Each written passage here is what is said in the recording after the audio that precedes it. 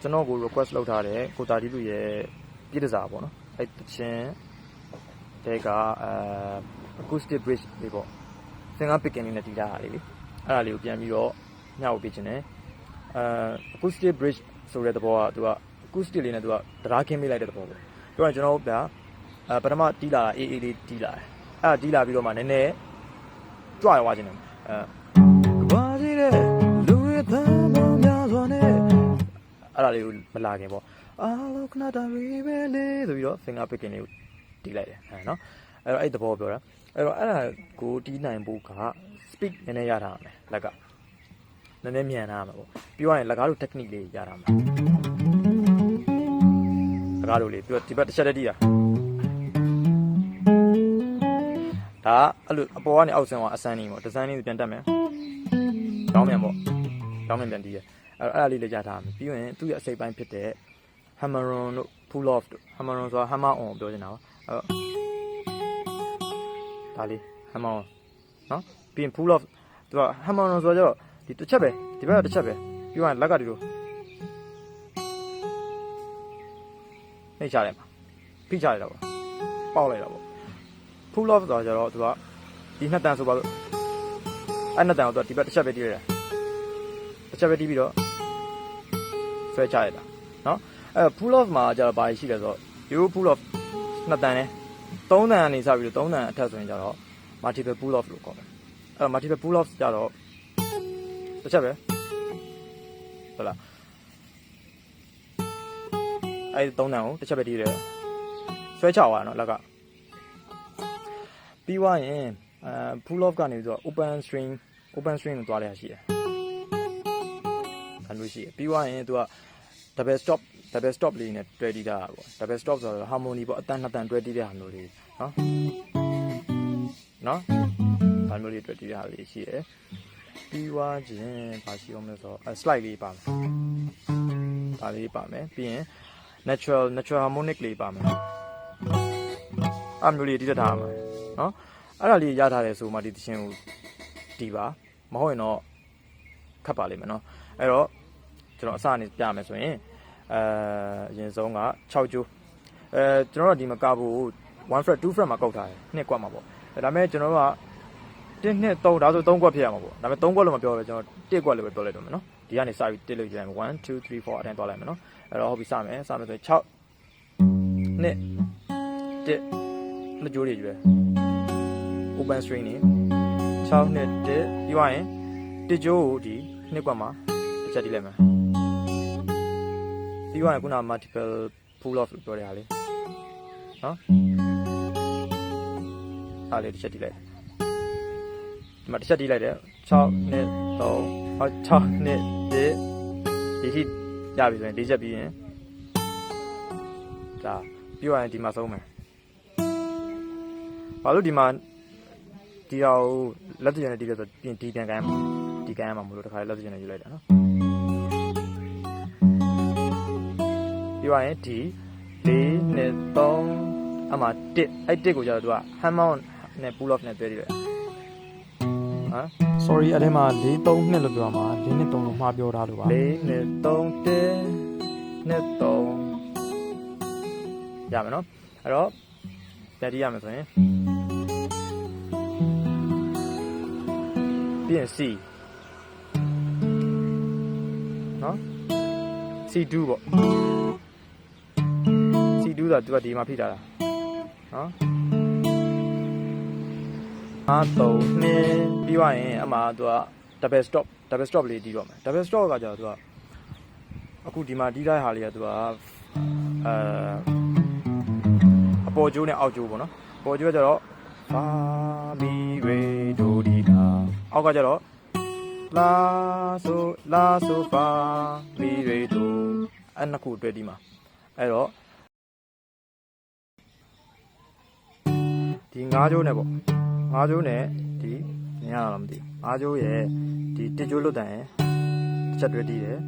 ပြီးရင်ဒီဘေးမှာ၅ကျိုး2ခွက်ရဲ့ခုန5ကျိုး3ခွက်နော်ပြီးရင်5ကျိုး2ခွက်နဲ့2ကျိုး3ခွက်နဲ့ပြီးသွားရင်5ကျိုးလွတ်တန်နဲ့2ကျိုး1ခွက်နဲ့နော် ပြီးသွားရင်6ကျိုး3ခွက်နဲ့3ကျိုး4ခွက်နဲ့ပြီးရင်6ကျိုး2ခွက်3ကျိုး2ခွက်ပြီးရင်အနှစ်ခုလုံးလွတ်6ကျိုး3ကျိုးလွတ်တယ်နော်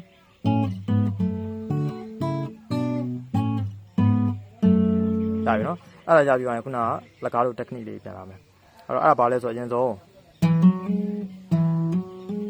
၄ကျိုးတစ်ချက်ပဲတီးလိုက်တယ်တစ်ချက်တီးပြီးတော့ပေါက်လိုက်ပါလေခုနကကျွန်တော်ကဟမ်မာရွန်တီးခဲ့သလိုပေါ့ထပ်ပေါက်ဒီမှာတစ်ချက်ပေါက်ဒီမှာတစ်ချက်ပေါက်နော်ပြီးသွားရင်၃ကျိုးလွတ်တယ်အဲ့ဒီကနေပေါ့နော်တန်ပြီးသွားရင်ပြန်ပြီးတော့ရှေ့ကိုခုနလာခဲ့တာအစမ်းလေးကိုပြီးရင်ဒီဇိုင်းလေးပြန်သွားမယ်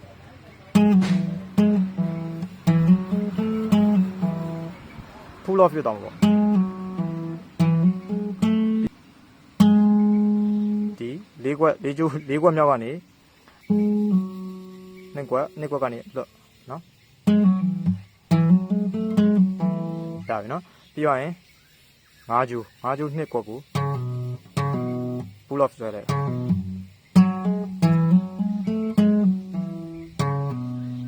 ြီးသွားရင် slide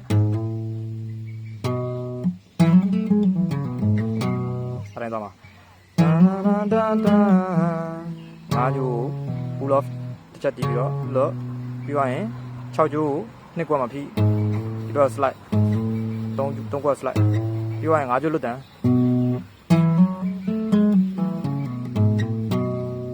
အမှ A minor ဖြစ်နေရမှာ A minor ကန်ပြီးတော့ A minor ရဲ့2 3ကျိုးရဲ့5တီးလိုက်တယ်ပေါ့နော်5ပြီးတော့3 နှစ်ကဒီမှာလွတ်ထားမှာအမှ pull off ပဲခုနတီးလို့ hammer pull off လေတန်ပြီးရင်4 3 4ဒါပြီနော်ပြီးသွားရင် B 5 4 3 2ပြီးလက်တန်းနဲ့ pull off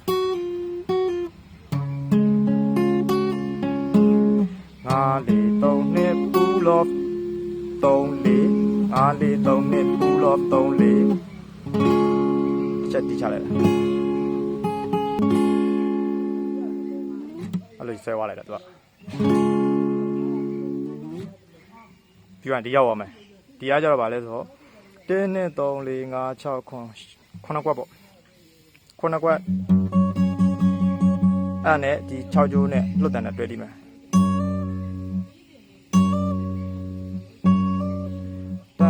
ပေါက်တယ်ပြီးတော့ဆွဲလိုက်တယ်ပြီးရင်ဒီမှာဒါဆိုရင်ကျွန်တော်12ခွက်ပေါ့ဒီကနေရေးမယ်ဆိုတော့10ခွက်ပေါ့10ခွက်10ပြီးတော့8ခွန်နော်1 2 3 4 5 6ခွန်မလား18ခွန်အဲ့တော့တစ်ချက်စီတီးသွားလိုက်ရတယ်အဲ့လိုမတီးနိုင်တော့အဲ့လိုတီးနိုင်လည်းရတယ်ဒီလိုသူတီးတာတော့ဒီလိုထင်တယ်ကျွန်တော်ထင်တော့အဲ့လိုဆွဲသွားတာအဲ့လိုဆွဲသွားတယ်ခက်တယ်ဆွဲသွားတာပေါ့နော်အဲ့တော့ပြီးရင်ဒီမှာ6ခွက်ကနေပြီးတော့ရှေ့ကိုခုနှစ်ကိုဆွဲအောင်ပါ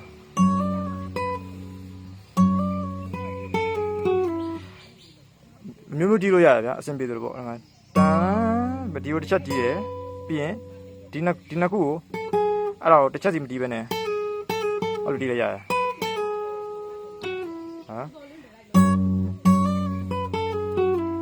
အဲ့လိုတီးလိုက်ရတယ်အဲ့လိုတီးလိုက်ရတယ်တစ်ချက်စီတီးသွားကြလည်းရတယ်ဒီမှာတစ်ချက်တည်းတီးသွားလိုက်ရတယ်နှစ်ချက်တီးလိုက်ရတယ်တက်တယ်လို့တီးလို့ရတယ်နော်အဲ့တော့ပြန်စမှာဆိုရင်ဒီဆွဲရွာရင်နောက်ထပ်ဒီကောင်ဒီမှာတစ်ချက်ပဲတီးလိုက်တာဒီရောက်သွားရင်ဒီမှာနောက်ထပ်ထပ်ယူမှာ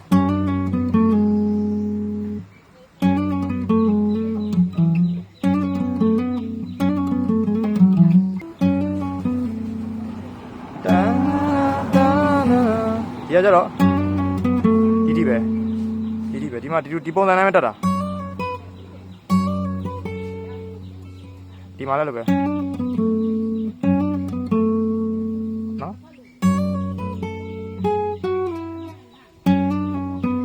ဒီပဲဆွဲပြီးတော့နောက်တစ်ချက်ဒီ base နဲ့ထပ်ယူတယ်သူ့ရဲ့သဘောဆိုတဲ့သဘောတော့ဗျာဒါလေးပဲအဲ့လိုမျိုးလေးပေါ့ဒီလိုတိုင်းရလောက်ပြီးတော့လက်တန်းလက်ကလေးတီးလိုက်တာလေးပဲနော်နေထိုးလာရလားမသိဘူး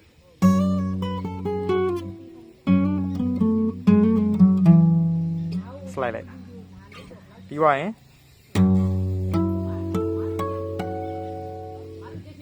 12ခွက်ပဲပြောရမှာပေါ့ဒါပေမဲ့တကယ်တမ်းဆိုရင်တော့ဒါ14ခွက်နော်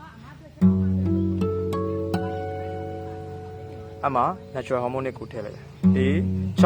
ရင်4 3 2 1အဲ့တော့အနှေးလေးပြန်တီးပြမယ်ဒီနောက်အရင်တီးပြမယ်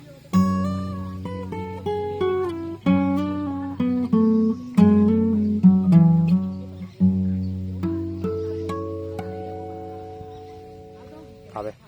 အစနေပြန်တီးပြမယ်နော်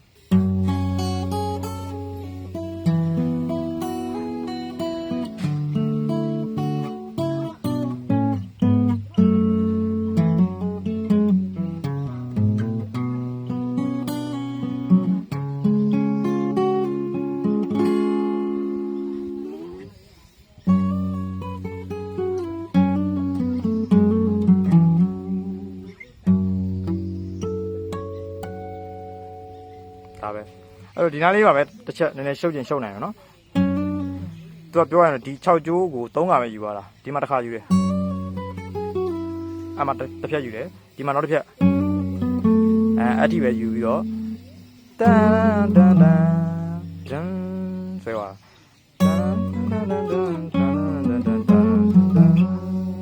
ရမှာပဲနော်ကဲအဲ့ဒါပါပဲကဲအဲ့တော့ကျေးဇူးတင်ပါတယ်နောက်ထပ်တချင်းတွေအဲ့လိုမျိုးပေါ့ခြားတီးတတ်ချင်တဲ့တချင်းမျိုးတွေရှိရဆိုရင်လည်းကျွန်တော်လဲရမယ်ဆိုရင်တော့ကျွန်တော်ပြန်ပြီးတော့မျှဝေပြမယ်အဲ့တော့ request လုပ်ချင်လို့ရပါတယ်ကျွန်တော်တီးတတ်တဲ့တချင်းတွေဆိုရင်တော့ကျွန်တော်အကုန်လုံး request လုပ်သမျှအရာအားလုံးတချင်းအားလုံးပေါ့နော် request လုပ်သမျှကျွန်တော်တီးတတ်တဲ့တချင်းဆိုရင်တော့ကျွန်တော်ပြန်ပြီးတော့မျှဝေပြပါမယ်အားလုံးကျေးဇူးပါအားလုံးတီးနိုင်ကြပါစေ